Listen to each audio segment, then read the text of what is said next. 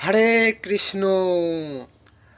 আজকে বিষয় হচ্ছে যে যখন আমাদের এই দেহটা শ্মশানে নিয়ে গিয়ে পুড়িয়ে ছাই করে দেয়, আমাদের কি কষ্ট হয়?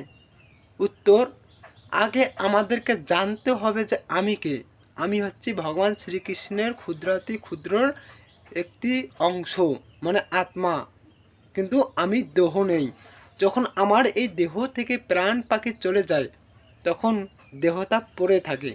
তো তখন বাড়ির লোক হাউমাউ করি কান্নাকাটি করে, কিন্তু চলে গেছে, কে চলে গেছে? অমুক চলে গেছে, কিন্তু তার সামনে শুয়ে আছে, শুয়ে কান্নাকাটি করতেছে। কিন্তু যে আত্মা, আত্মা চলে গেছে, কোন জায়গায় চলে গেছে? ভগবানের কাছে চলে গেছে, কিন্তু দেহটা পড়ে রয়েছে। মানে আমি দেহ নই, আমি হচ্ছে আত্মা। আত্মা যেটি সেটি হচ্ছে আমি। আমি চলে গেছি ভগবানের কাছে, কিন্তু দেহটা পড়ে রয়েছে। সেই দেহটা নিয়ে শ্মশান নিয়ে গিয়ে পুড়িয়ে ছাই করে দেয়। কি আমার দেহ কি দিয়ে তৈরি হয়েছে? 5টি জিনিস দিয়ে তৈরি হয়েছে। এই 5টি মানে বিলীন হয়ে যায় পুরাণ মাত্রই। যে যে দিয়ে তৈরি হয়েছে সেই সেই জায়গায় চলে যায়। তো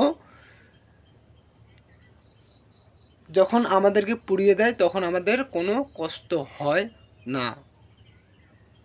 আত্মা ভগবানের কাছে চলে গেছে, আর দেহটা পড়ে আছে, দেহটা নিয়ে শ্মশান নিয়ে যায়, আর কি পুড়িয়ে ছাই করে দেয়। কিন্তু কোনো কোনো সনাতনী সেই ভয়ে ধর্ম ত্যাগ করে, যে আমাকে মৃত্যুর পর আমার পুড়িয়ে ছাই করে দেবে, এই ভয়ে কি ধর্ম ত্যাগ করে। তো হরে কৃষ্ণ।